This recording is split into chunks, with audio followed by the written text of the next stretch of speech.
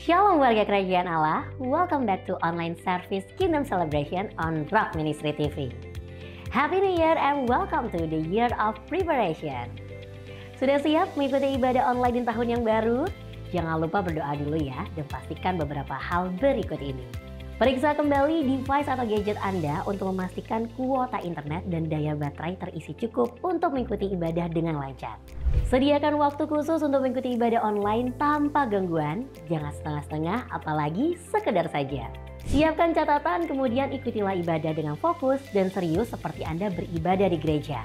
Ingatlah bahwa kita sedang beribadah bukan menonton ibadah. Warga kerajaan Allah, kami percaya pujian dan firman Tuhan yang disampaikan melalui tayangan ini tidak akan pernah kembali dengan sia-sia dan tentunya berdampak langsung merubah kehidupan kita untuk menjadi berkat dan memiliki kehidupan yang berbuah senantiasa. Selamat mengikuti ibadah online, Tuhan Yesus memberkati saudara.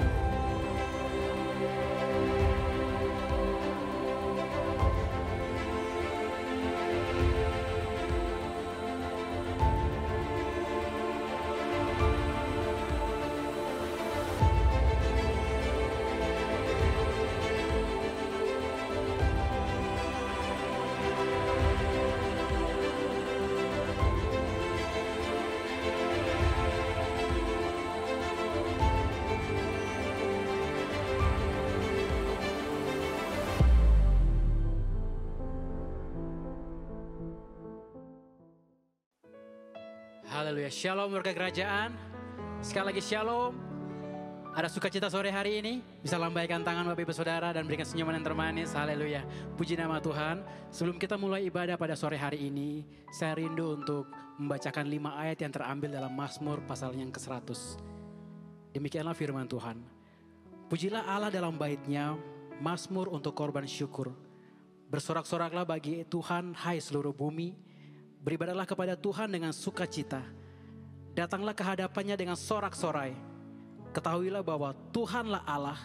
Dialah yang menjadikan kita dan punya dialah kita.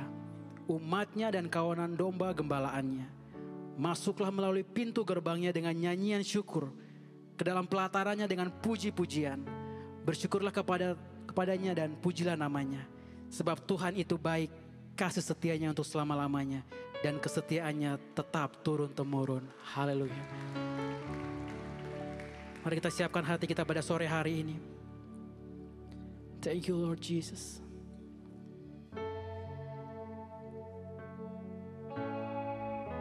Kami mengucap syukur untuk kebaikan-Mu Tuhan.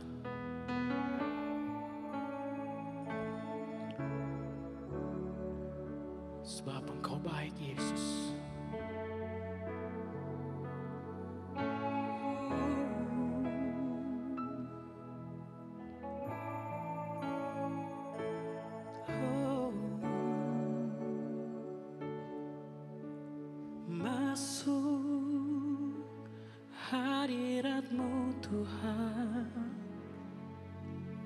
Dengan korban pujian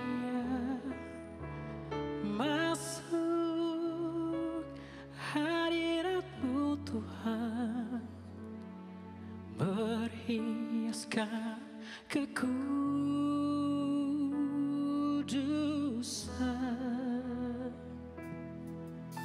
di hadapan hadirat-Mu Tuhan, ku rasakan kedamaian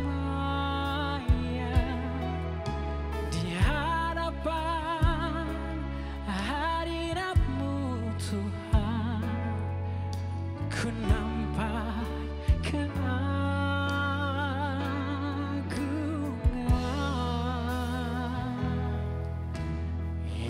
Yesus, ku sembah Kau.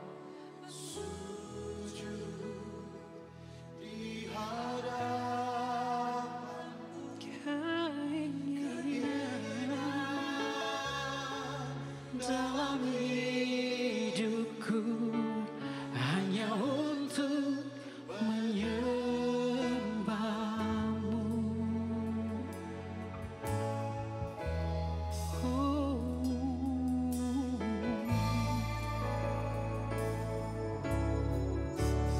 Masuk hadirat-Mu,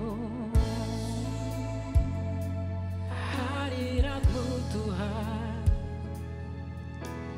dengan korban pujian. Masuk hadirat-Mu Tuhan, berhiaskan kekudusan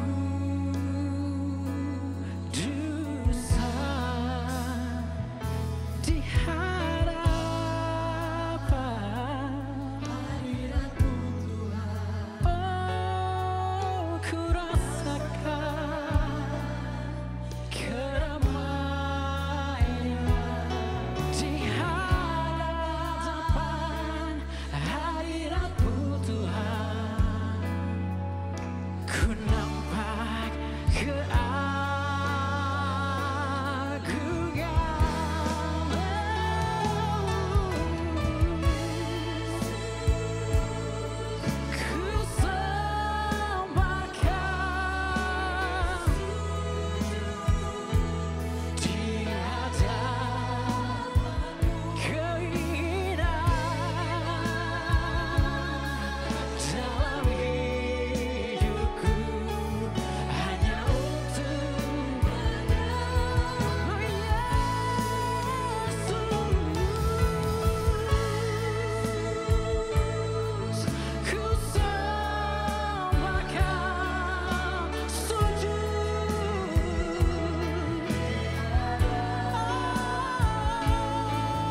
keinginan dalam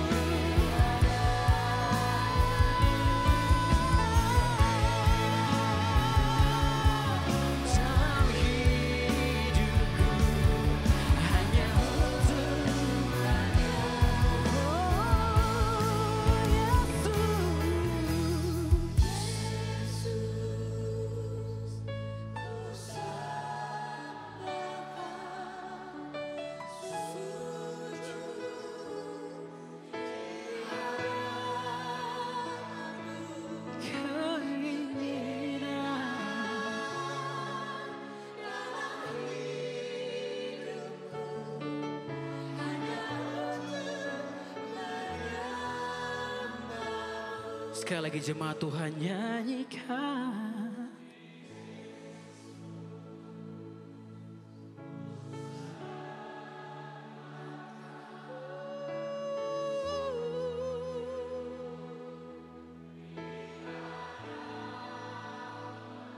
Keinginan dalam hidupku hanya untuk sekali lagi katakan Yesus, ku samakan.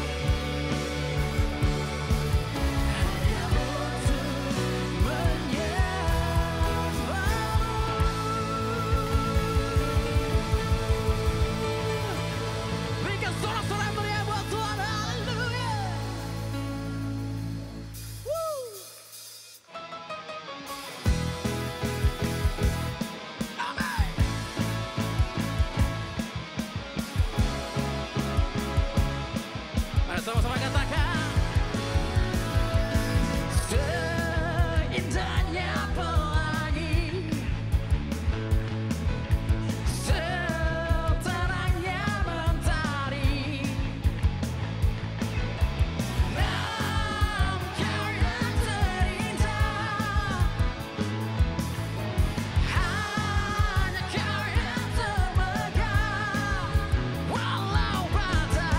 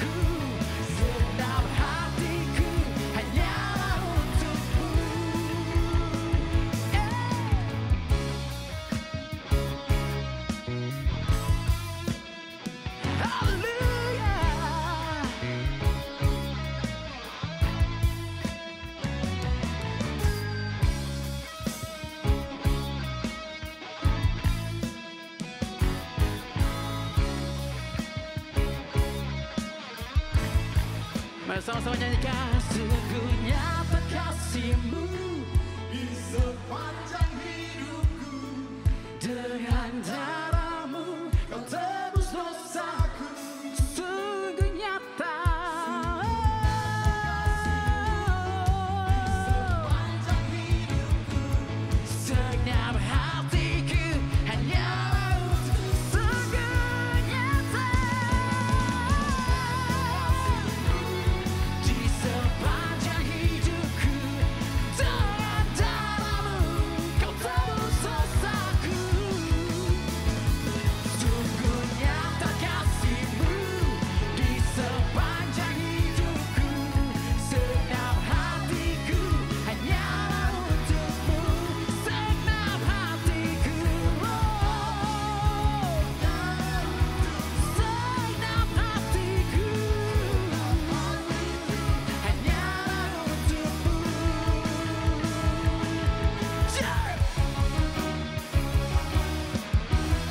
Haleluya. haleluya. Mari kita terus merayakan kesetiaan Tuhan dalam hidup kita. Dia yang tidak pernah meninggalkan kita, yang selalu memegang kita. Amin. Haleluya.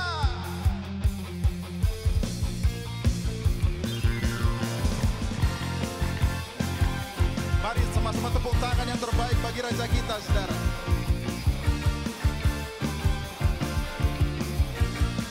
Sama-sama katakan. Tak pernah ku ragu akan kesetiaan-Mu. Kau pegang hidupku. Amin. Sepenuh jiwaku ku yakin dan percaya. Kau tuntun langkahku. Yesus, Kaulah Raja dalam hidupku, berkuasa berjaya untuk selamanya. Yeay! Tuhan, amin, sumber kekuatan, kuasa-Mu tercurah bagiku senantiasa. Dengan-Mu Tuhan, ku kan berjalan dari kemuliaan sampai kemuliaan selamanya. Haleluya. Lebih sungguh katakan, tak pernah ku ragu akan kesetiaan-Mu. Amin Tuhan. Kau pegang hidup kami. Oh, sepenuh jiwaku ku yakin dan percaya. Kau tuntun langkahku.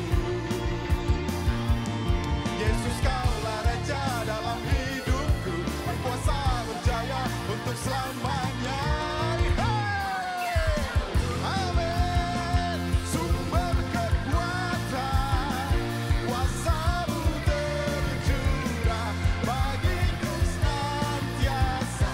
Dengan-Mu Tuhan, ku kan berjalan dari kemuliaan sampai kemuliaan selamanya. Sebab Dia sumber kekuatan kita. Tuhan yang setia, amin. Haleluya, mari berikan tepuk tangan terbaik bagi Dia.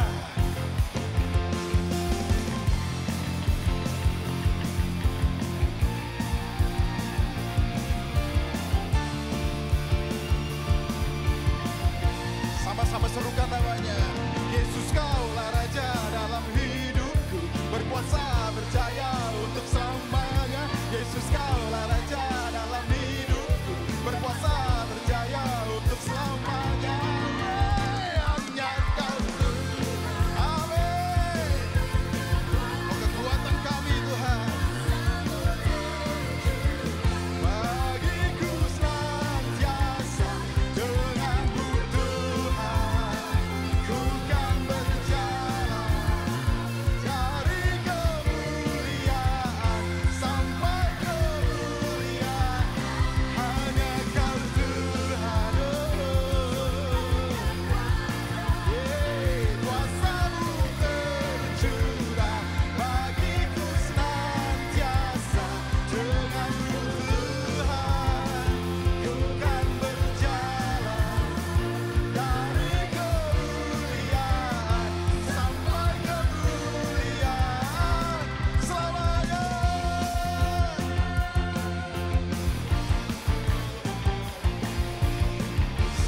berjalan dari kemuliaan sampai kemuliaan selama-lamanya. Haleluya. Haleluya, haleluya. Sebelum duduk, mari katakan kanan kiri, berjalan dari kemuliaan sampai kemuliaan. Haleluya. Puji Tuhan. Silakan duduk Bapak Ibu Saudara.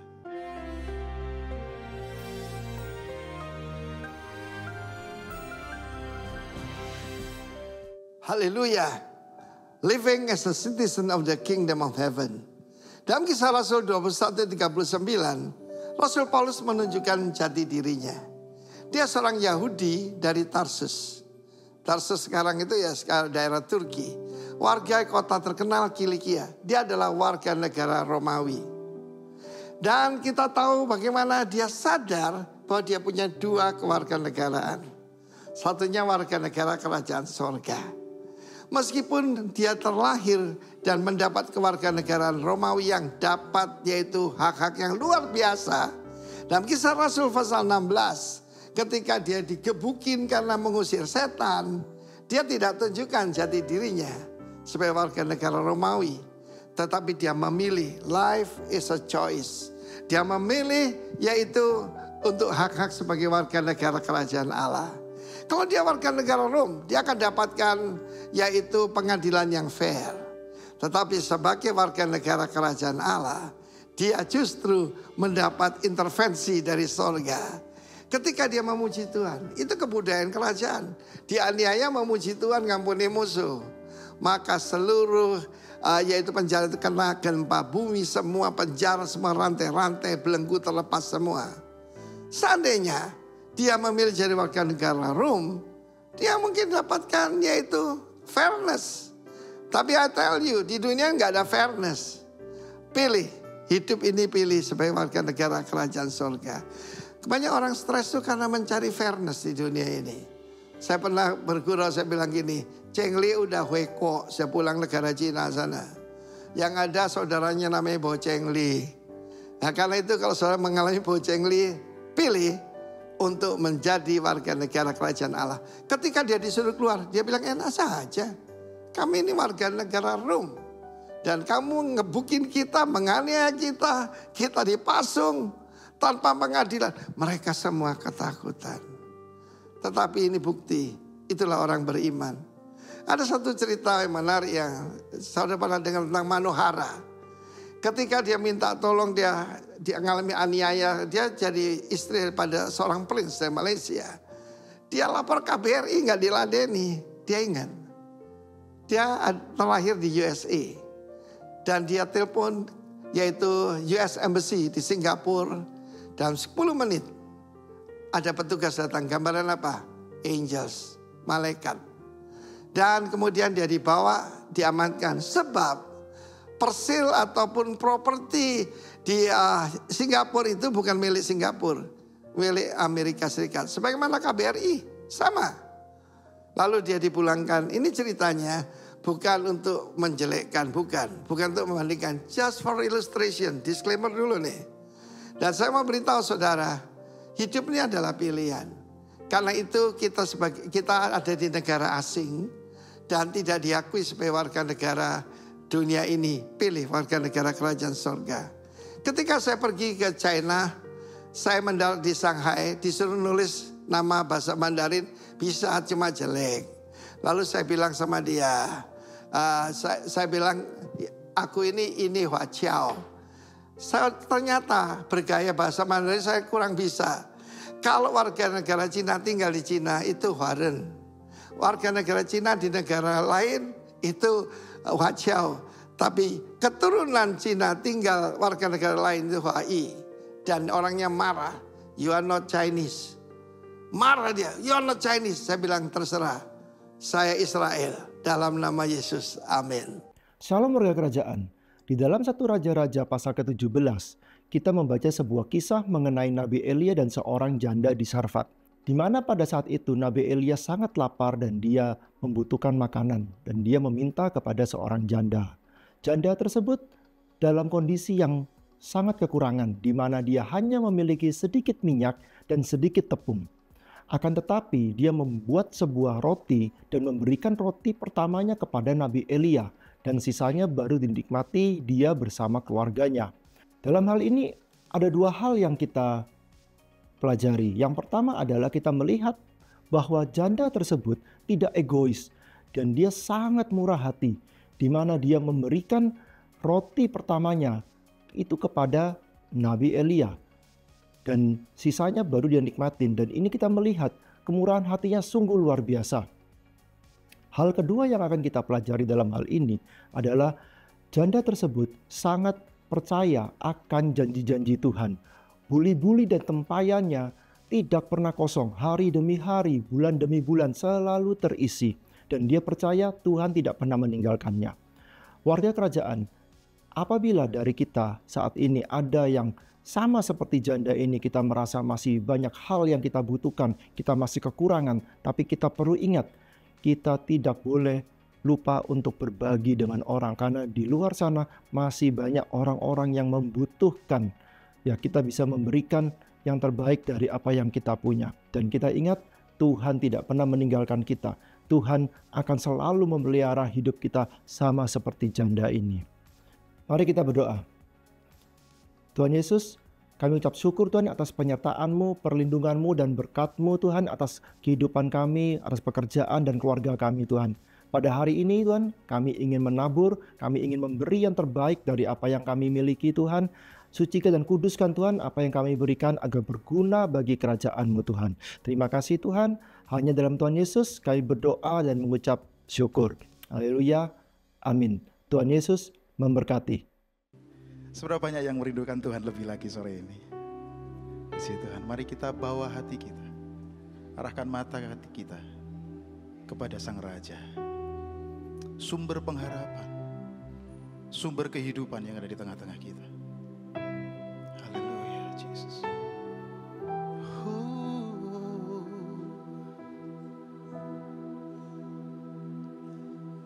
I said my eyes upon your feet, oh Jesus.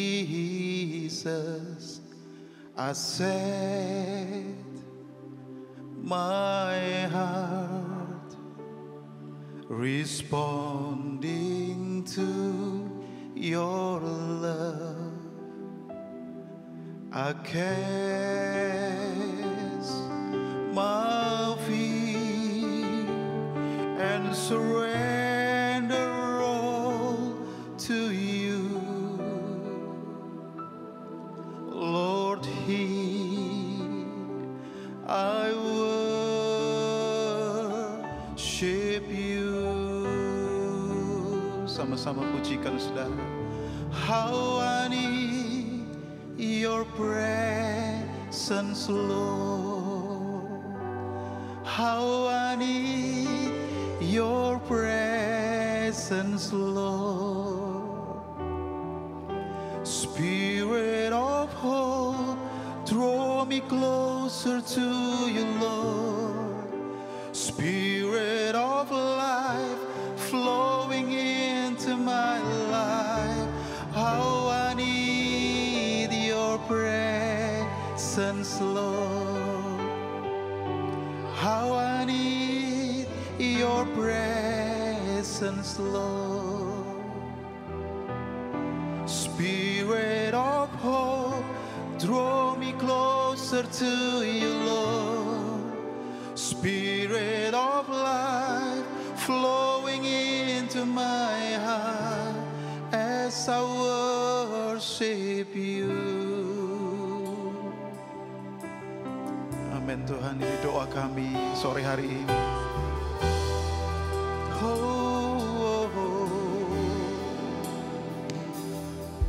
I set my eyes upon your feet, oh Jesus. I set my heart responding to your love. cast my fear and surrender all to you. Lord, here I worship you. How I need your presence, Lord. How I need your presence, Lord. Spirit of hope, draw me closer to you, Lord. Spirit of life, flowing into my heart. How I need your presence, Lord. Mari lebih sungguh lagi katakan, how I need your presence, Lord. Spirit of hope, draw me closer to you, Lord. Spirit of life, flowing into my heart as I worship you.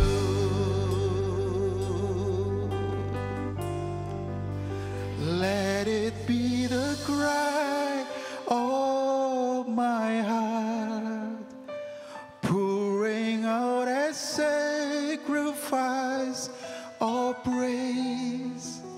Let this be a worship from my heart in my surrender. Let this be a sweet song to you. Let this be the most that I can give. Let this be a worship from my heart for you, my King.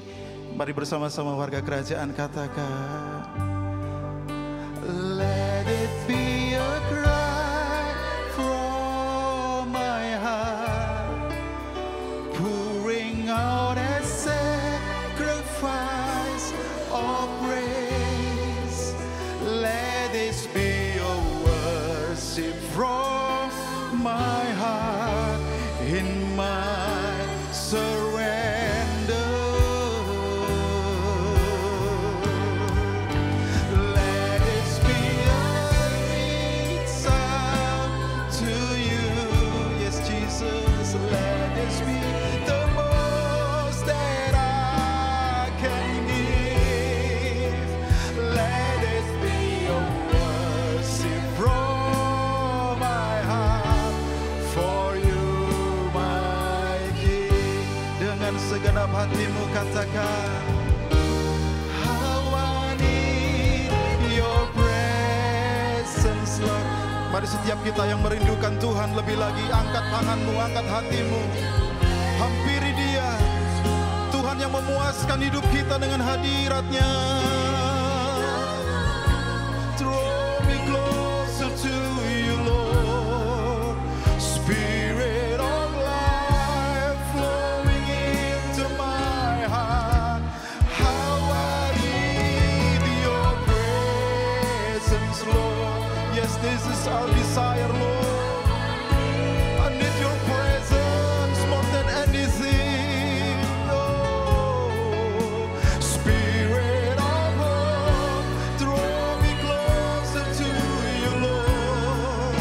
Spirit of life, flowing into my heart. How I need your presence, Lord. How I need let your spirit flowing in us, Lord. Yes. Spirit of life flowing into my heart as I worship you. Mari menyembah Tuhan. Dia ada di sini. Hadiratnya ada di sini. Hira nama Yesus. All I need is your presence.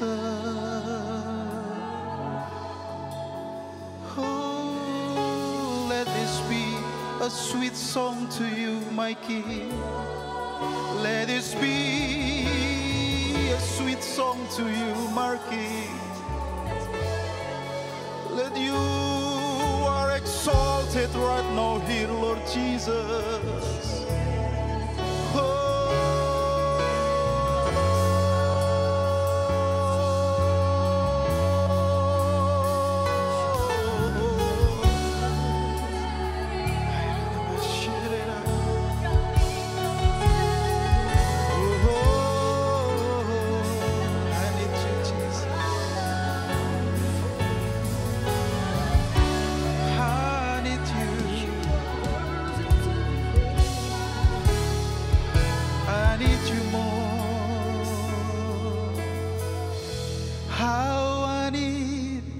Your presence, Lord.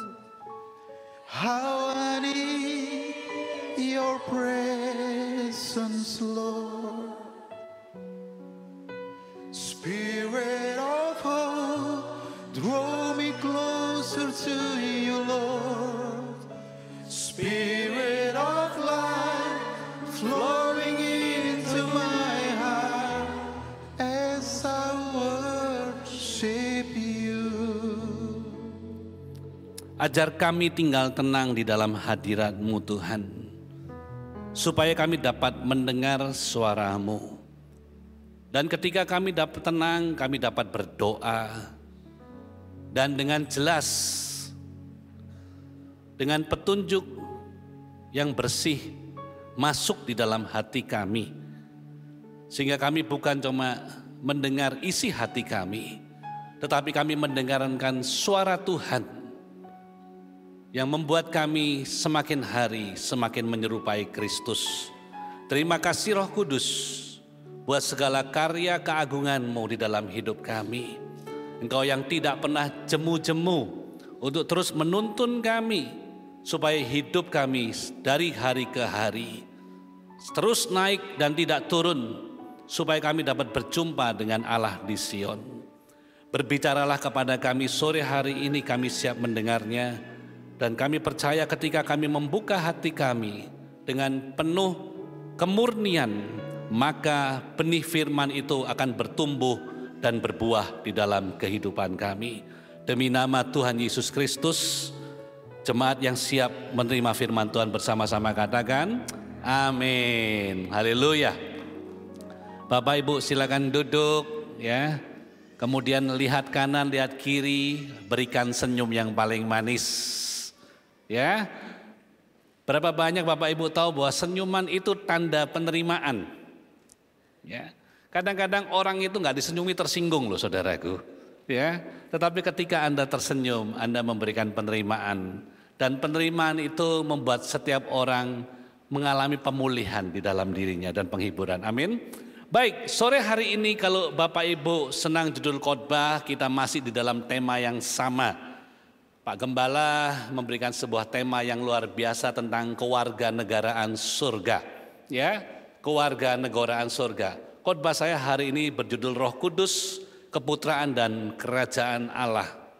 Bapak Ibu harus tahu bahwa your identity, identitas saudara itu determine your spiritual condition.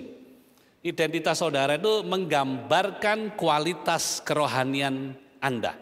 Ya, nah. Saudara dan saya, kita perlu tahu bahwa proses penciptaan manusia itu begitu luar biasa. Ya, manusia diciptakan oleh Tuhan itu sempurna. Tuhan tidak pernah hutang sama kita, bahkan Tuhan tidak pernah menciptakan manusia itu setengah-setengah. Tetapi Tuhan ketika menciptakan Anda dan saya lengkap dari ujung rambut sampai ujung kaki, Tuhan juga berikan kepada kita nafas, dan Tuhan juga berikan kepada kita namanya tujuan hidup. Ya, itu paket lengkap. Sekalipun hari-hari ini banyak orang bingung tujuan hidupnya apa, saudaraku. Ya, kita kehilangan tujuan hidup kita karena kita nggak dekat sama pencipta kita. Mic yang saya pakai bicara ini nggak mungkin bertanya kepada penciptanya atau pembuatnya. Saya diciptakan jadi mic untuk apa, saudaraku? Ya, saudara paham ya? Karena dia tahu ketika dia ciptakan untuk menjadi mic, nah itu sebagai salah satu alat menjadi pengeras suara, saudaraku, yang berhubungan dengan speaker. Demikian juga hidup saudara dan saya. Proses penciptaan manusia di dalam Kejadian 1 ayat 26 sampai 28 itu sangat jelas. Saya nggak bisa baca semua karena ayat saya cukup banyak hari ini, saudaraku, dan saya akan banyak berbicara tentang pengajaran sore hari ini. Ya, dikatakan berfirmanlah Allah, baiklah kita menjadikan manusia menurut gambar dan rupa kita. Nah, saudara harus paham bahwa blueprint atau tujuan awal daripada penciptaan manusia adalah kita, Allah Bapa, Putra dan Roh Kudus bersepakat. Yang dikatakan echad, satu, ya, yang nggak bisa dipisahkan. Itu bersepakat menciptakan manusia serupa dan segambar dengan Tuhan sendiri, saudaraku. Ya, katakan wow yang paham. Coba lihat kanan kirinya, kamu mirip Tuhan loh. Ya, jangan dibalik loh ya, nanti kamu mirip hantu, jangan saudaraku ya. Karena itu tujuan awal manusia diciptakan, saudaraku, dan ini sesuai firman Tuhan. Maka ayat 27 katakan dilakukan, maka Allah menciptakan manusia itu menurut gambarnya. Tuhan nggak berubah pikiran. Dan Tuhan tidak berpikir ada kompetitor di dalam kehidupannya, saudaraku. Ketika Tuhan menciptakan saudara dan saya, ya, menurut gambar Allah diciptakannya dia laki-laki dan perempuan, diciptakannya mereka. Ya, sangat jelas. Masalah gender nggak usah diperdebatkan, ini cuma dua, pria dan wanita. Ya, laki-laki dan wanita. Ayat 28 baru dikatakan Allah memberkati mereka. Lalu Allah berfirman kepada mereka, dikasih tujuan hidup, beranak cucu, tambah banyak, memenuhi bumi, menaklukkan, berkuasa, dan seterusnya, saudaraku. Ketika manusia diciptakan, sudah ada purpose-nya. Bahkan ayat ini bicara dengan jelas, saudaraku. Tuhan juga bukan memberikan restu saja. Dikatakan sebelum Tuhan memberikan firman kepada mereka, ayat 28 katakan apa? Allah memberkati mereka, the blessing from God, restu daripada Tuhan diturunkan, saudaraku. Nah, oleh karena itu ya, ini juga sering kali saya pakai ketika saya mendidik generasi muda atau anak-anak muda. Mereka itu selalu debat kadang-kadang, Pak, di mana ayatnya ya? Saya nggak boleh hamil duluan, punya anak duluan baru nikah. Oh, ini ayatnya. Dikatakan Allah memberkati baru beranak cucu. Bukan beranak cucu baru diberkati, saudaraku. Ya, kalau saudara pengen hidup benar di hadapan Tuhan, diberkati dulu, baru beranak cucu sesuai firman Tuhan. Tapi kemudian, saudaraku, rancangan manusia itu gagal. Ya, rancangan indah yang Tuhan tetapkan dalam kehidupan manusia digagalkan oleh free will, kehendak bebas daripada manusia sendiri. Kapan itu? Ketika mereka mulai nggak taat sama firman. Gak taat sama perintah Tuhan, saudaraku. Ya, mereka tertipu oleh iblis, makan buah pengetahuan baik dan jahat, dan singkat cerita akhirnya mereka dibuang keluar dari Taman Eden, saudaraku. Dan di dalam Roma 3 ayat 23, dosa itu berdampak ke dalam kehidupan Anda dan saya. Dikatakan karena semua orang telah berbuat dosa dan apa yang hilang? Telah kehilangan kemuliaan Allah, saudaraku. Ya, the glory of God itu kabut, diangkat daripada kehidupan manusia. Kemuliaan bukan cuma bicara kehadiran Tuhan, saudaraku. Kemuliaan juga bicara tentang identitas di dalam kehidupan saudara dan saya. Ketika Adam dan Hawa tinggal di Taman Eden, saudaraku, otoritas surga, identitas sebagai putra dan putri kerajaan Allah itu melekat di dalam kehidupan mereka. Tetapi ketika mereka keluar diusir dari Taman Eden, dikatakan mereka kehilangan kemuliaan Tuhan. Dan mereka mendapatkan hukuman, saudaraku. Yang wanita dikatakan mereka akan mengalami sakit pada waktu lahir. Yang pria mengalami namanya akan bekerja, akan bersusah payah untuk dapat makan. Padahal di ayat sebelumnya dikatakan mereka menduduki bumi. Mereka berkuasa atas bumi, saudaraku. Bahkan dikatakan di dalam Kejadian pasal 4, bagaimana terjadi pembunuhan yang pertama di Alkitab. Bagaimana Kain membunuh adiknya Habel, saudaraku. Ya, saudaraku yang dikasihi Tuhan, kalau ada orang tua tempat ini juga ada anak-anak muda, perhatikan ini. Kutuk itu turun, menular kepada generasi berikutnya. Kehidupan orang tua yang tidak beres, yang tidak sesuai firman Tuhan, menghadirkan keturunan yang dibebani atau hidup di bawah kutuk, saudaraku. Akhirnya pembunuhan itu terjadi hanya gara-gara kakaknya nggak terima persembahan adiknya lebih berkenan di hadapan Tuhan. Ya, dan berapa banyak kadang-kadang orang seperti itu, saudaraku. Ketika pekerjaannya kalah bagus dibandingkan dengan yang lain, dia nggak berusaha memperbaiki kualitas daripada pekerjaannya, dia marah sama orang. Nah, ini the spirit of Cain, roh Kain, kerjaannya iri, blaming people, kerjaannya nyalakan orang. Dia nggak mau introspeksi diri, dia marah bahkan kalau bisa dilenyapkan. Tapi saya percaya warga kerajaan tidak seperti itu, nggak sikut-sikutan, amin. Ya, kalau ada orang lebih baik dia puji. Dia akan belajar bagaimana hidup dalam kehidupan yang baik. Dan singkat cerita kita bersyukur, saudaraku, sebab Tuhan tidak pernah kehilangan jalan keluar untuk mengembalikan identitas saudara dan saya. Ya, saya ulangin, Tuhan tidak pernah kehilangan akal atau tidak kehabisan jalan keluar untuk mengembalikan identitas saudara dan saya. Yang percaya katakan amin. Ya, akhirnya apa yang terjadi, saudaraku? Dia kirim putranya yang tunggal, Yesus Kristus. Di dalam Ibrani pasal 2 ayat 9, saudaraku, dikatakan dengan jelas, tetapi dia yang untuk waktu yang singkat dibuat sedikit lebih rendah daripada malaikat-malaikat. Yaitu Yesus kita lihat yang oleh karena penderitaan maut dimahkotai dengan kemuliaan dan hormat. Supaya oleh kasih karunia Allah ia mengalami maut bagi semua manusia. Nah, perhatikan ini saudaraku ya. Kita ini paling senang mendengarkan kata kemuliaan, kehormatan. Amin. Ya, siapa yang tidak mau kemuliaan? Angkat tangan. Saya mau tahu saudaraku. Ya. Siapa yang mau kesukaran? Siapa yang mau hal-hal yang nggak enak? Ada yang mau, saudaraku? Loh, kalau kita menyanyikan sebuah nyanyian dari kemuliaan sampai kemuliaan selamanya, kita mikirnya apa? Kita mikirnya, oh saya naik gaji terus. Kita mikirnya apa? Hidup saya nyaman terus, nggak ada masalah. Kita mikirnya apa? Oh saya hidup ditolong Tuhan terus, nggak pernah ngadapin putus asa dan lain-lain, tertekan, nggak ada musuh yang mengganggu saya. Itu pikiran kita. Tapi firman Tuhan katakan kalau kita bicara kemuliaan, bicara penderitaan. Seharusnya lagu itu juga bernyanyi dari penderitaan sampai penderitaan selamanya. Karena penderitaan bicara kemuliaan, saudaraku. Dan saya tahu khotbah ini tidak enak. Tapi saya nggak bisa bohong karena itu firman Tuhan. Kadang-kadang kebanyakan orang Kristen dinabobokkan, saudaraku, oleh firman-firman yang menyejukkan telinga. Kalau ikut Tuhan nanti ini, nanti itu, betul. Tapi kalau kita mau ngalami kemuliaan, ngalamin via dolorosa, Kristus katakan pikul salib, sangkal diri.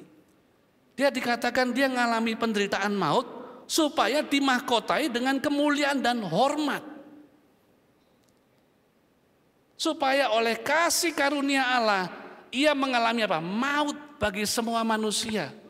Semua maut yang saudara dan saya seharusnya tanggung. Dia tidak bebankan kepada saudara dan saya. Tapi dia menderita supaya mendapat kemuliaan dan hormat daripada Sang Bapa. Dan saudara dan saya menerima keselamatan yang kekal itu. Nah, saya lanjutkan lagi saudaraku ya. Ayat 10. Sebab memang sesuai dengan keadaan Allah, ya, yang baginya dan olehnya segala sesuatu dijadikan. yaitu Allah yang membawa banyak orang kepada kemuliaan, juga menyempurnakan Yesus yang memimpin mereka kepada keselamatan dengan penderitaan. Nah, ini perhatikan saudaraku ya. Ternyata Tuhan itu punya mimpi membawa saudara dan saya sebagai putra dan putri kerajaan Allah ya.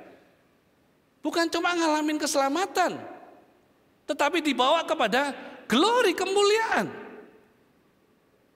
Melalui siapa? Kristus. Yang dikatakan dengan jelas ya. And that God made him pioneer of our salvation. Ujung tombak atau penerobos daripada keselamatan.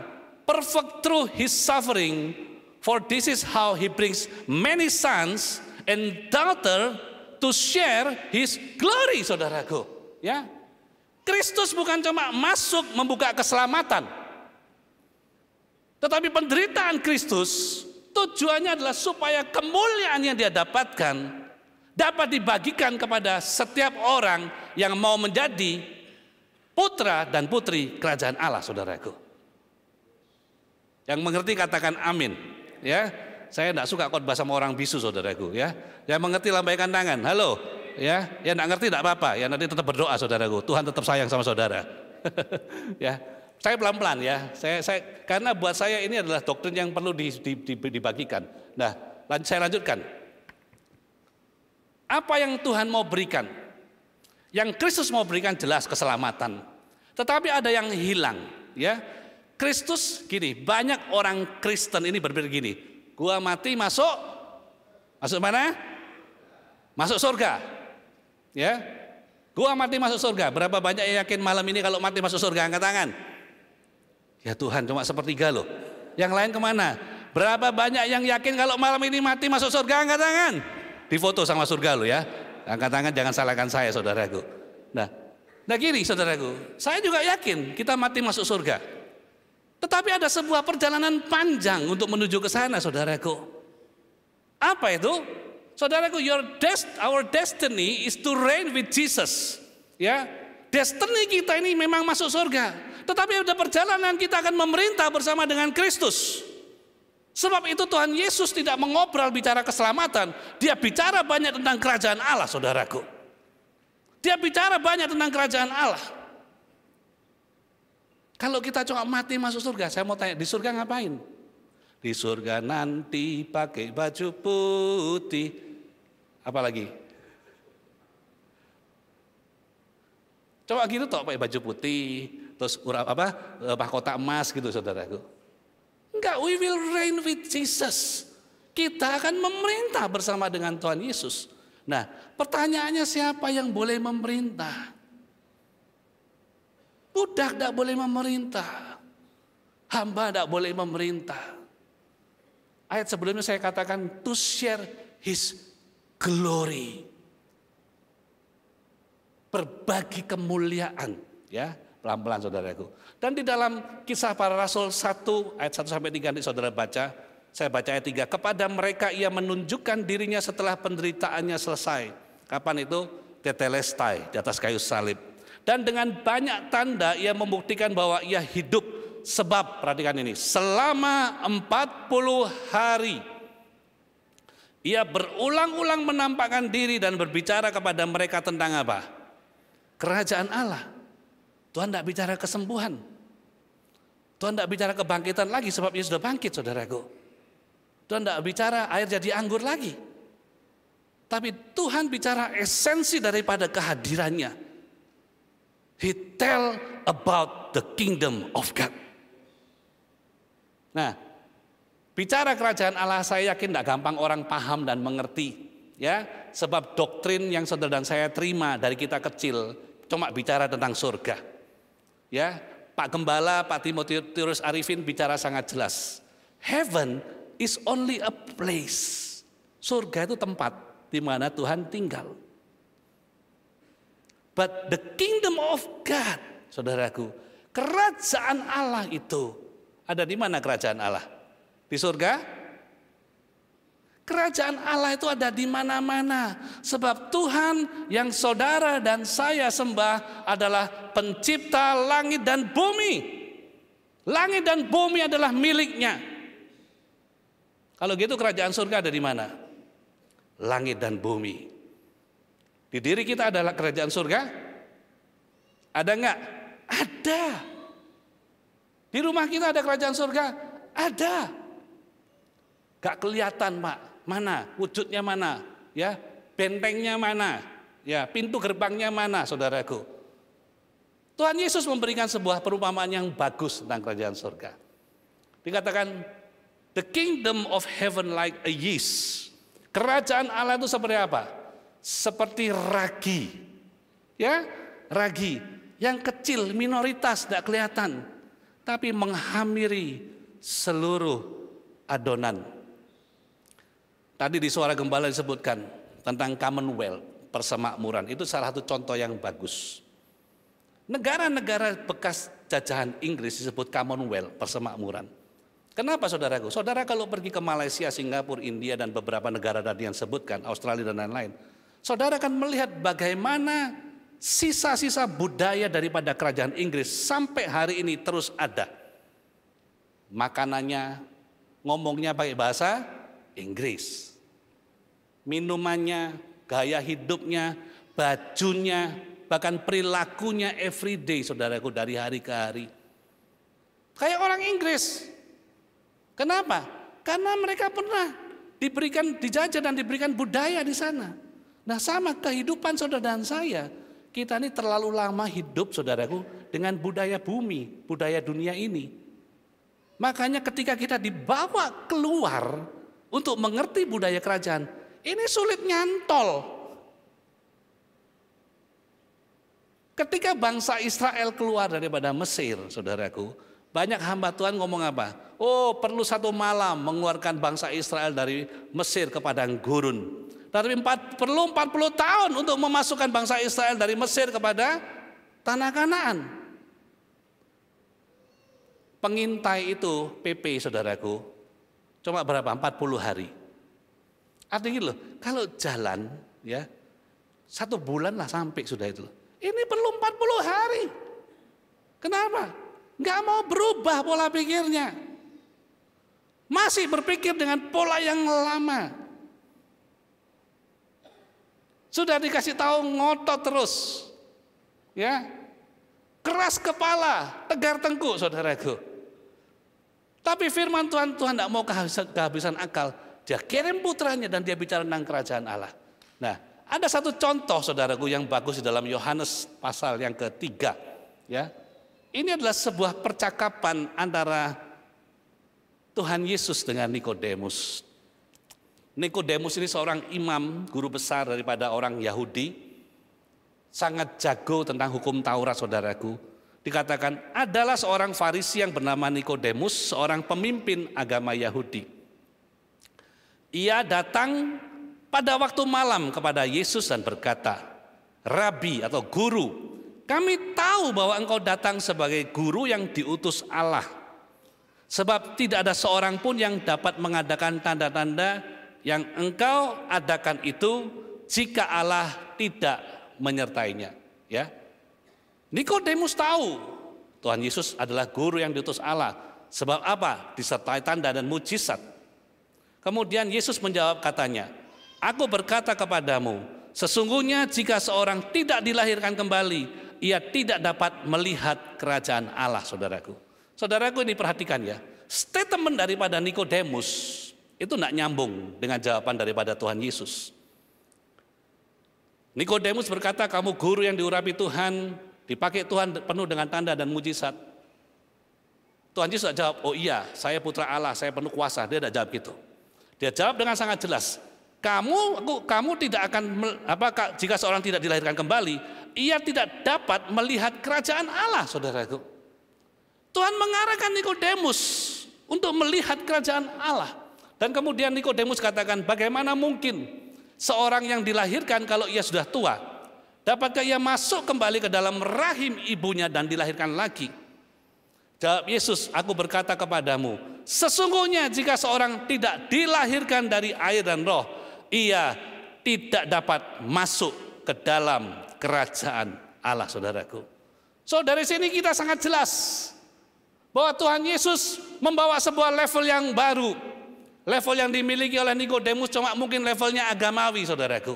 Tahu ya, penghalang terbesar orang melihat atau mengerti tentang kerajaan Allah adalah roh agamawi. Apa itu Pak roh agamawi? Roh agamawi itu gini ya, saya KTP Kristen Pak. Dari kecil Kristen, saya nggak pernah absen ke gereja.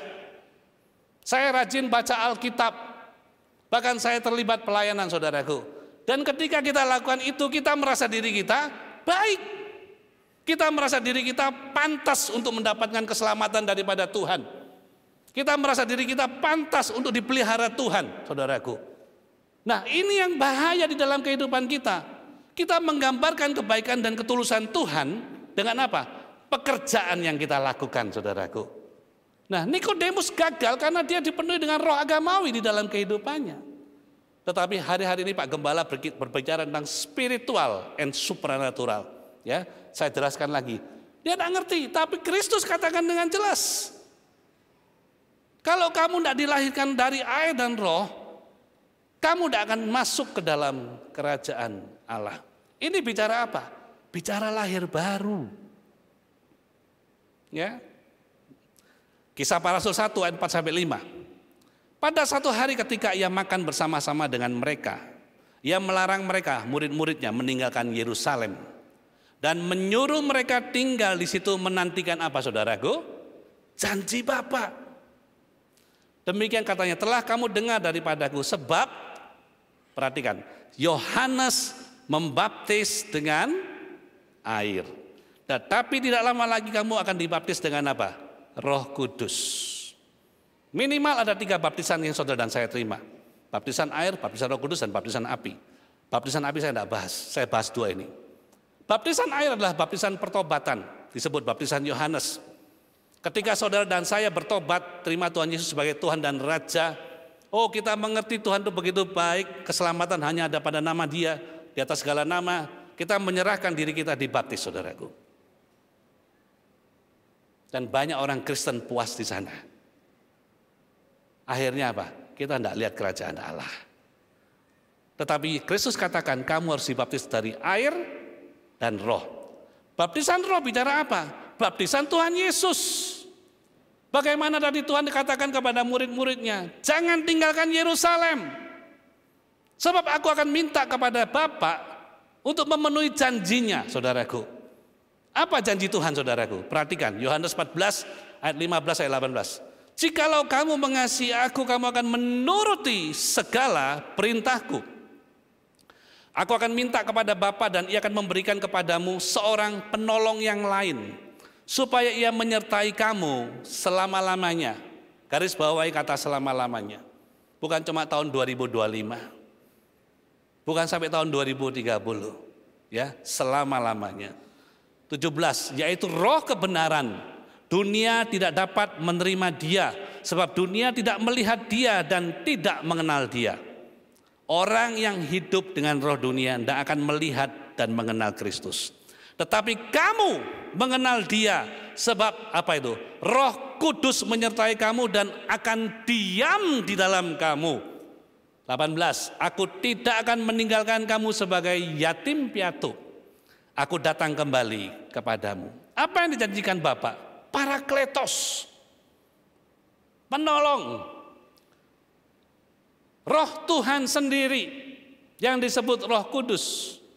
Dr. Miles Monroe dalam bukunya The Most Important Person in the Earth, saudaraku, dia menulis sebuah statement gini, kedatangan Roh Kudus adalah tindakan penebusan terpenting dalam rencana Tuhan bagi manusia. Kedatangan Roh Kudus ya adalah tindakan penebusan terpenting dalam rencana Tuhan bagi manusia. Saudara kalau baca ini kadang bingung, loh Pak kok bisa? Kita kan ditebus dari keselamatan kepada darah Yesus. Pelan-pelan ya ini ya. Pengorbanan Kristus menebus saudara dan saya dari kegelapan menuju terangnya yang ajaib. Dari dosa kepada pengampunan, saudaraku. Dan banyak orang Kristen berhenti sampai di sana. Ketika mereka diampuni, enough, cukup. Saya lanjutkan. Roma 8, 14, 17. Ini ayat-ayat penting yang saudara dan saya harus belajar. 14. Semua orang yang dipimpin Roh Allah adalah anak Allah. Sebab kamu tidak menerima apa? Roh perbudakan yang membuat kamu menjadi takut lagi. Tetapi kamu telah menerima Roh Kudus yang menjadikan kamu anak Allah. Oleh Roh itu kita berseru, ya Aba, ya Bapa. 16. Roh itu bersaksi bersama-sama dengan roh kita bahwa kita adalah the son and daughter of God, saudaraku. 17. Dan jika kita adalah anak, maka kita juga adalah ahli waris. Maksudnya adalah orang-orang yang berhak menerima janji-janji Allah yang akan menerimanya bersama-sama dengan Kristus. Yaitu jika kita menderita bersama-sama dengan Dia, supaya kita juga dipermuliakan bersama-sama dengan Dia, saudaraku. Perhatikan ini, ya. Tulisan Rasul Paulus di dalam Roma 8 bicara manusia roh. Itu membuat saudara dan saya masuk ke level yang lebih tinggi. Bukan cuma hadir sebagai orang percaya, tetapi dia katakan Roh Kudus itu menjadikan engkau bukan lagi budak yang hidup di dalam ketakutan dan kekhawatiran. Saudara yang kasih Tuhan, kehidupan Anda dan saya setiap hari atau selama-lamanya kita dihadapkan pada dua pilihan. Ya, mau jadi hamba setan atau dunia atau hamba daripada Kristus, saudaraku. Orang yang hidup di dalam dosa dikatakan seperti orang yang berhutang, slave, budak. Di dalam Alkitab dikatakan budak itu harus kerja untuk bayar hutangnya sampai dia bebas, saudaraku. Dan dunia ini, saudaraku, ya, memperbudak manusia. Iblis memperbudak manusia. Yohanes 10 ayat 10 dikatakan dia seperti pencuri. Yang mencuri, membunuh dan membinasakan, saudaraku. Nah, kerjaannya apa? Jadi budaknya dia. Makanya ada orang-orang yang kehidupannya, saya ambil contoh, ya. Kalau saudara punya hutang, entah hutang apalah, entah beli handphone, beli mobil, beli rumah, beli apa. Apa yang saudara dan saya lakukan? Kerja. Ketika dapat uang, untuk apa? Bayar hutang, saudaraku. Iya kan? Tiap hari kerja pikirannya bayar utang. Apalagi kalau sudah dekat jatuh tempo, saudaraku, kepalanya mulai pening biasanya gitu. Mulai bingung. Kenapa? Budak. Slave of the world. Budak daripada dunia ini. Kerja cuma bayar utang. Tapi Pak, saya nggak punya utang. Kehidupan saya mapan, sampai 20 turunan saya mapan. Saudara jangan salah, justru banyak orang kaya jadi budak mamon. Buktinya apa? Buktinya lihat aja dia kerja. Kerja gila-gilaan, kerja kayak besok nggak bisa makan kan? Halo? Kerja kayak besok nggak bisa makan ini. Tapi supaya tambah kaya. Kira-kira apa yang didapatkan? Kenapa kok mereka seperti itu? Karena mereka kerja seperti orang yang berhutang, saudaraku. Dan mereka cuma memuaskan dirinya. Ayat bacaan kita Filipi 2 ayat 10. Ayat 9 katakan apa? Tuhan mereka adalah perut mereka. Dan kemuliaan mereka adalah aib mereka, saudaraku. Tetapi pilihan yang kedua sebagai hamba daripada Kristus. Bahkan Rasul Paulus dengan bangga mengatakan, I'm the prisoner of Christ. Aku adalah tahanan Kristus. Tahanan Kristus atau hamba Kristus tidak kerja di dalam ketakutan, saudaraku. Sebab dia tahu hutangnya sudah dibayar lunas ketika Tuhan Yesus menyelesaikan di atas kayu salib. Rasul Paulus mengerti apapun yang dia lakukan, bahkan dia mengabdi sampai akhir hayatnya pun gak mungkin lunas. Sebab kebaikan Tuhan begitu luar biasa. Kasih Tuhan tanpa syarat. Kasih Tuhan tidak memandang rupa bahkan. Ya, nah di sini sangat jelas. Dulu budak hidup dalam ketakutan. Tapi ketika Anda mengalami Roh Kudus lahir baru, Anda memandang Sang Bapa dan dengan berani berkata, ya Aba, ya Bapa. Bahkan dikatakan di ayat berikutnya, Roh itu bersaksi bersama-sama dengan kita.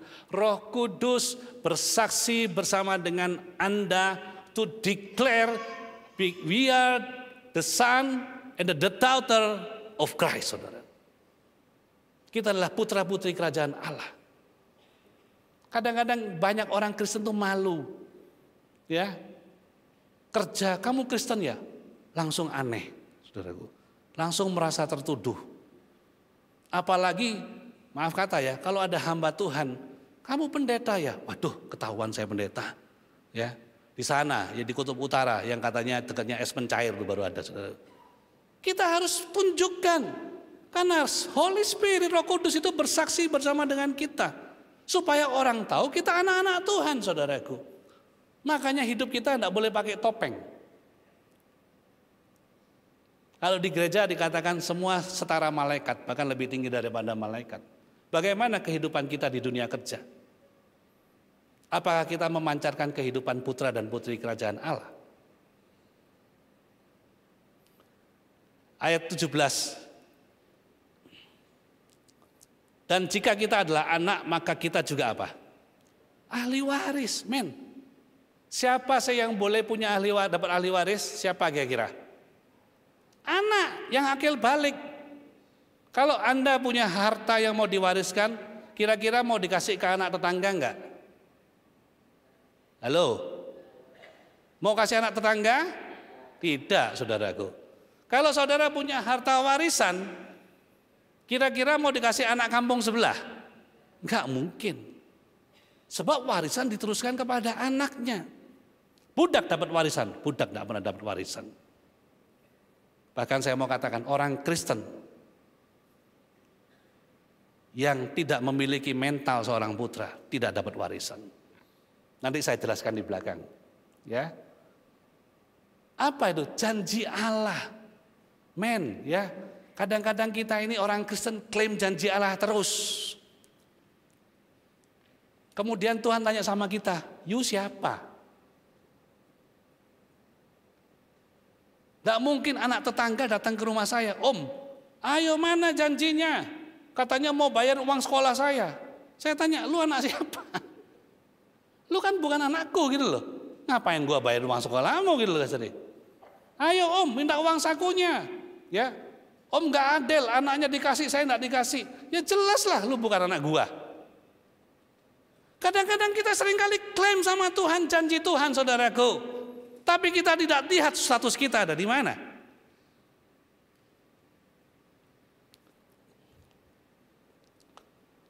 Dalam bahasa Inggrisnya bicara sangat jelas, ayat 15. For you have not received the spirit of bondage again to fear. Ya. And you have received the spirit of adoption. Whereby we cry, Abba, Father. Diadopsi. Ketika kita terima Kristus, terjadi perubahan dalam hidup kita. Identitas kita berubah dari budak jadi putra. Sumber kita, ya, dulu sumber kita, bos kita, customer kita. Tapi mari dengarkan firman Tuhan. Your blessing not from the earth, our blessing from the Father in heaven, saudaraku. Berkat kita dari Bapa kita di surga. Apalagi roh yang bersaksi hidup yang di take over oleh Roh Kudus. Kemudian kita jadi ahli waris. Dan terakhir ketika kita masuk dalam penderitaan kita ngalamin sukacita. Sebab penderitaan adalah jalan supaya kita sama seperti Kristus. Di dalam Roma 28:30 ayat ini sering kali dikutip ayat 28-nya. Ya, Allah turut bekerja dalam segala sesuatu untuk mendatangkan kebaikan bagi mereka yang mengasihi Dia. Yaitu bagi mereka yang terpanggil sesuai dengan rencana alam. Biasanya gitu, titik. Bahkan dipotong biasanya, separuh. Yang mengasihi Dia stop, saudaraku. Kita kirim kepada orang-orang yang mengalami kesusahan. Iya kan? Seringkali gitu kan? Baca ayat 29-30 ya, saya bacakan. Sebab semua orang yang dipilihnya dari semula, mereka juga ditentukannya dari semula untuk menjadi apa? Serupa dengan gambaran anaknya, supaya ia anaknya itu menjadi yang sulung di antara banyak adik-adiknya. Tuhan turut bekerja kalau Anda dan saya putra-putri kerajaan Allah.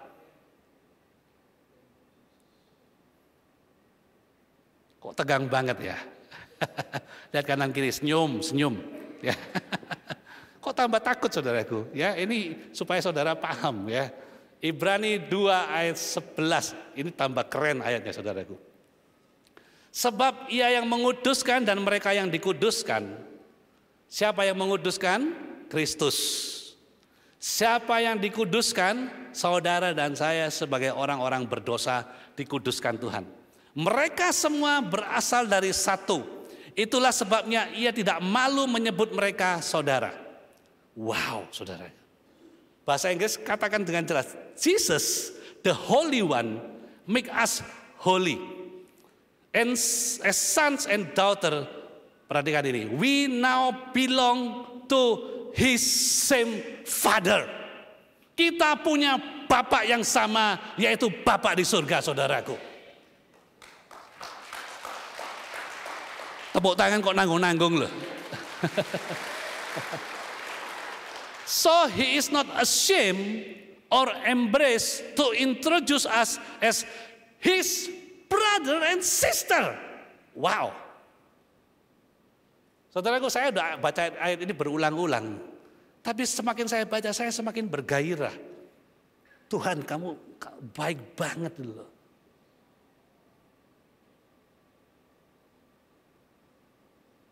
Ingat, roh agamawi membuat kita gagal paham tentang kerajaan, saudaraku. Beberapa ayat saya tidak baca ya. Di Kisah Para Rasul 1 ayat 8 bicara sangat jelas. Tetapi kamu akan menerima kuasa kalau Roh Kudus turun ke atas kamu. Dan kamu akan menjadi saksiku di Yerusalem, Yudea, Samaria, bahkan sampai ujung bumi. Wow, putra-putri kerajaan Allah itu jadi saksi. Beberapa saya baca, ya. Pak, ada nggak orang Kristen yang ditolak Tuhan? Ada. Ya, ada saudaraku. Matius 7, 21, 23. Bukan setiap orang yang berseru kepadaku Tuhan, Tuhan akan masuk dalam kerajaan surga. Melainkan dia yang melakukan kehendak Bapa yang di surga. Pada hari terakhir banyak orang akan berseru kepadaku Tuhan, Tuhan. Bukankah kami bernubuat demi namamu? Ngusir setan demi namamu, mengadakan mujizat demi namamu juga. Ayat 23. Pada waktu itulah aku akan berterus terang kepada mereka dan berkata, aku tidak pernah mengenal kamu. Enyahlah daripadaku kamu sekalian pembuat apa? Kejahatan, saudaraku. Siapakah orang-orang yang kehilangan keselamatan ini? Orang-orang yang tidak memiliki mentalitas sebagai putra dan putri kerajaan Allah. Ada sebuah perumpamaan di dalam Lukas 15. Pertama, perumpamaan tentang domba yang hilang, saudaraku. Ya, perumpamaan tentang domba yang hilang. Punya 100 domba, gembalanya tanggung jawab. Setiap hari dia hitung. 100 baru dia tidur. 97, 98, 99, 100 dia tidur, saudaraku. Tapi satu hari dia hitung 97, 98, 99. Kok kurang 1? Dia hitung lagi 97, 98, 99. Kurang 1. Dia panggil teman anak buahnya. Hitung ulang yuk bareng. 95, 96, 97, 98, 99. Hilang 1 lagi. Hatinya berkecamuk. Dia keluar dari rumahnya. Bahkan dari lingkungan dia punya. Dia keluar, dia cari kemana domba itu pergi, saudaraku. Dan dia ketika ketemu dia panggul, dia pulang dengan penuh sukacita. Bahkan dikatakan sukacitanya melebihi yang 99 itu.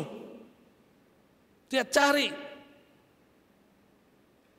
Tapi ada satu perumpamaan lagi tentang anak yang hilang. Punya putra sulung, punya putra bungsu. Anak besar, anak kecil.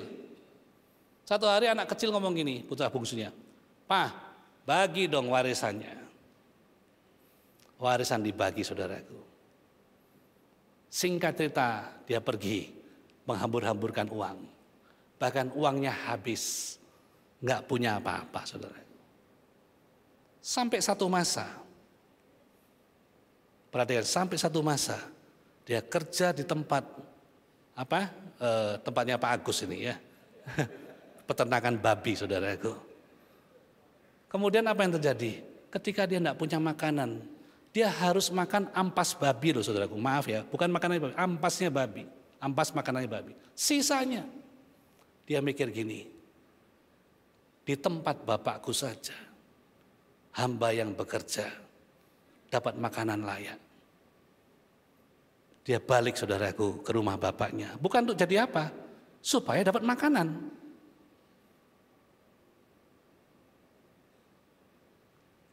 Kenapa kok anaknya nggak dicari? Dombanya dicari. Kenapa, saudara? Jelas ya, domba itu enggak punya power, enggak punya senjata. Domba itu gambaran dari bukan jiwa yang hilang. Ya, jiwa yang belum kenal Tuhan, yang tersesat dicari. Tapi putra enggak pernah dicari sama sang bapak. Karena putra tahu jalan pulang. Berapa banyak dalam hidup kita, ketika kita mengalami sesak, penderitaan, kita nyalahkan Tuhan, nyalahkan orang lain. Kita marah, kita lari daripada Tuhan. Kemudian kita ngomong, gembala komselku gak pernah ngurus saya. Pendeta model apa, saya gak pernah ditelepon lagi. Gak pernah senyum, saya gak pernah diurus lagi. Biarlah hidup saya rusak. Saudaraku, putra yang keluar daripada rumah, mentalnya rusak. Sebab itu dia gak kehilangan kasih Bapa. Dia ngalamin orphan spirit. Apa itu? Roh yatim. Tuhan itu baik, tapi Roh Kudus turun supaya Anda dan saya tidak jadi yatim piatu. Akhirnya kehidupannya apa? Penuh dengan mengasihani diri sendiri. Self pity, saudaraku. Kerjanya mengasihani diri sendiri. Bapak tidak cari, bukan Tuhan, Bapak tidak sayang, saudaraku. Bapak tidak cari karena Anda dan saya tahu jalan pulang. Kembali kepada sang Bapa. Dan ketika dia kembali, ternyata bapaknya sudah nunggu ya. Kita tahu, to cut the story short, dia peluk anaknya. Dia kasih kasut yang baru. Dia kasih jubah yang baru. Dia kasih cincin yang baru, saudaraku. Yang memulihkan identitasnya. Roh agamawi membutakan kita tentang kerajaan Allah. Roh agamawi membuat kita gagal paham akan kerajaan Allah. Hari-hari ini, saudaraku, roh yatim itu begitu luar biasa. Orang tua perhatikan ya. Kemarin terjadi satu hal yang luar biasa ya di Amerika. Bagaimana seorang tokoh muda, sayap kanan Mr. Kurt ya, ditembak, saudaraku. Ketika dia lagi ngasih ceramah ke anak-anak muda. Dia penghubung Trump untuk bicara dengan Gen Z. Ternyata yang nembak ini masih sangat muda juga. Ya. Gak punya basic militer. Bahkan dari keluarga yang biasa-biasa. Permasalahannya dimulai dari mana? Permasalahannya dari meja makan. Sebab ketika mereka makan, saudaraku, keluarga itu selalu memperkatakan yang buruk tentang Mr. Kirk. Dia tidak setuju LGBT, ya, dan dia tidak humanis. Dia mau mengembalikan hukum Kristen di dalam kehidupan orang Amerika. Ya, dia tidak boleh aborsi lagi. Dicuci otak anaknya, saudara. munculnya kebencian. Akhirnya singkat cerita, anak itu ambil senapan, dia tembak mati, saudara itu. Kelihatannya sederhana kan? Tapi perhatikan ini. Saya tadi dari awal katakan identitas Anda determine your spiritual condition. Identitas kita ini menggambarkan kondisi kerohanian kita. Dan hari-hari ini berapa banyak orang-orang terhilang. Dia nunggu Tuhan tidak panggil saya. Tuhan tidak sayang saya. Tapi hari ini dengarkan suara Tuhan. Dengarkan suara Tuhan. Pulang. Pulang saudaraku. Pulang. Mari kita berdoa. I am yours now forever. In your grace I surrender. You are mine. You are mine now forever. Now forever I'm alive. I'm alive. In your wonder I am yours. I am yours. Now forever. In your grace. In your grace I surrender. Oh, you are mine. Now forever. I'm alive. In your. Kau membuatku sesuai rencanamu. Kau memegang setiap musim hidupku. Ku serahkan semua kekhawatiranku. Ku milikmu. Semua kekuranganku kau pun tahu. Semua kekuranganku kau pun tahu. Tetap kau pandang indah Tuhan. Tetap kau pandang indah dalamku. Ku angkat tanganku dan berseru. Ku milikmu.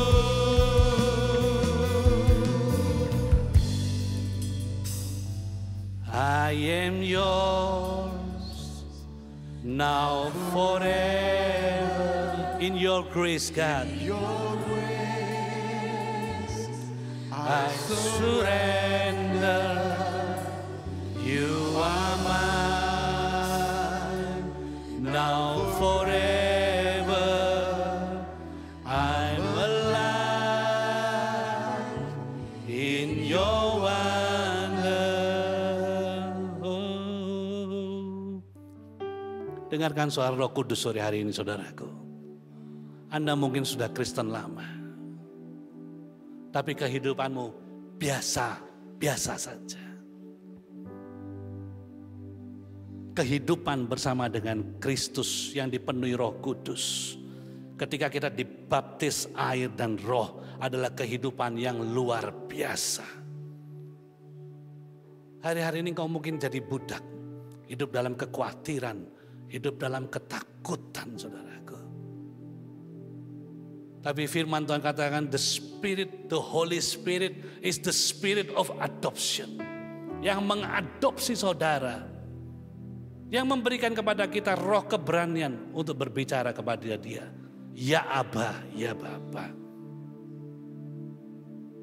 Hari-hari ini begitu banyak orang Meksiko pergi ke Amerika.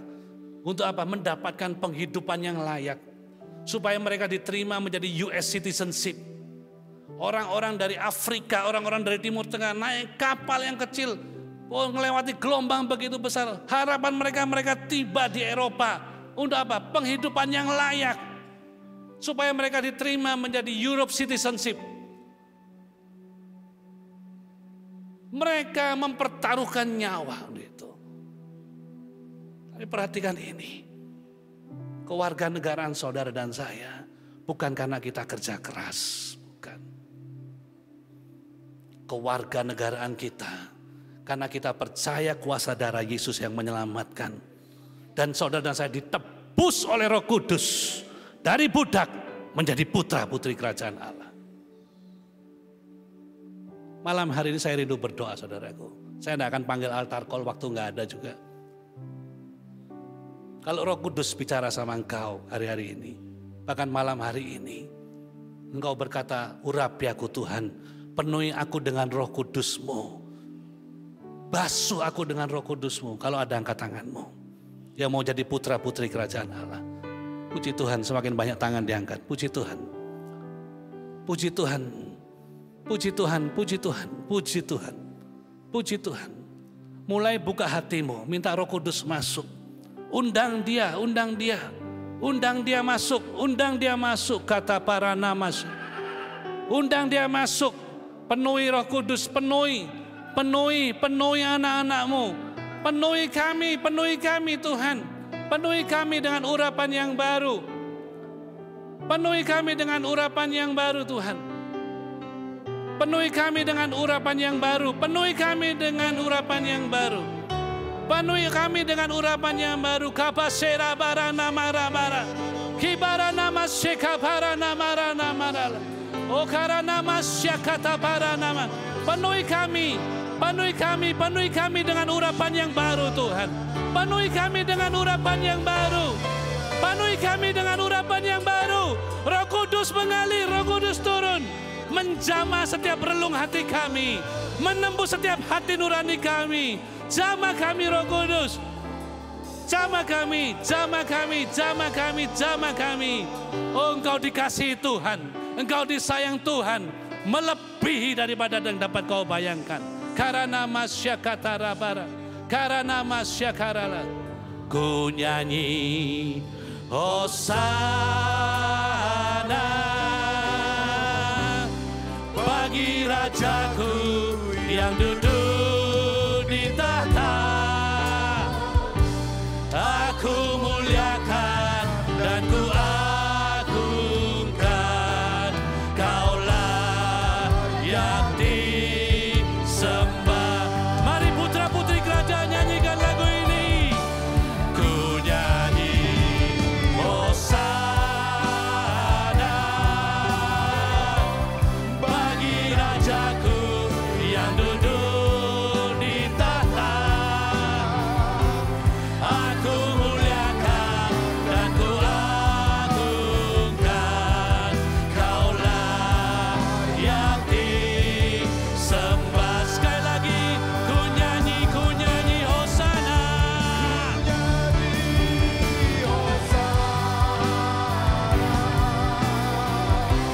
Bagi Rajaku yang duduk di tahta.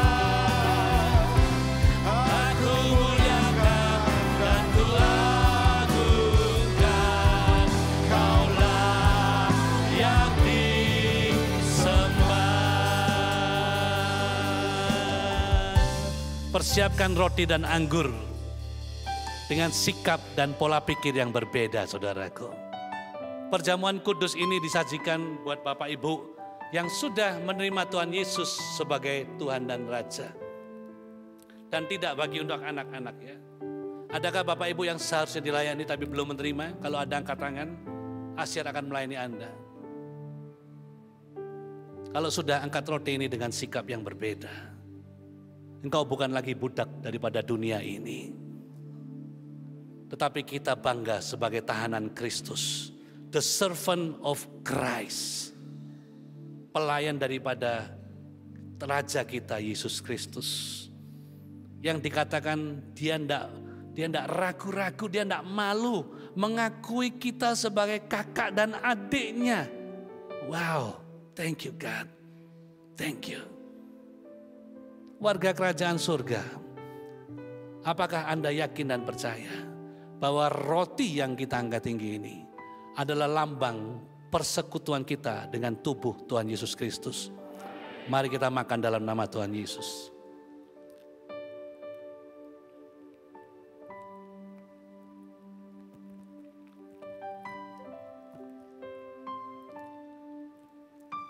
kalau sudah angkat cawan anggur ini tinggi. Dulu saya juga nggak paham, saudaraku. Saya orang Kristen yang biasa-biasa saja. Karena saya berpikir mati masuk surga. Cuma berpikir seperti itu. Saya berpikir yang penting hidup saya tidak aneh-aneh, tidak nyalain orang. Tapi ketika saya paham dan mengerti, Tuhan berikan porsi yang lebih besar. Dia tidak cuma berikan kepada kita keselamatan, Dia berikan kepada kita tahta daripada kerajaan itu untuk memerintah bersama dengan Dia. Apakah warga kerajaan yakin percaya bahwa cawan anggur yang kita angkat tinggi ini adalah lambang persekutuan kita dengan darah Tuhan Yesus Kristus? Mari kita minum dalam nama Tuhan Yesus. Haleluya. Amin. Bapak Ibu silakan duduk. Kita akan menabur di ladang Tuhan. Mari angkat tanganmu terima berkat Tuhan. Pulanglah dengan pengertian yang baru. Engkau datang bukan dengan hikmat manusia, tetapi takut akan Tuhan adalah permulaan akan hikmat. Bukan hidup dalam ketakutan, tetapi menaruh Tuhan di tempat yang tinggi. Respect, hormat, taati perintahnya. Jangan pernah takut lagi, engkau bukan budak, tetapi engkau adalah putra dan putri kerajaan Allah. Kemanapun kau pergi, kebajikan dan kemurahan Bapa mengikuti engkau sepanjang hidupmu sampai Maranatha, bahkan sampai keabadian. Terimalah berkat atas nama Bapa dan Putra dan Roh Kudus demi nama Tuhan Yesus Kristus. Semua yang diberkati bersama-sama katakan amin, amin, amin.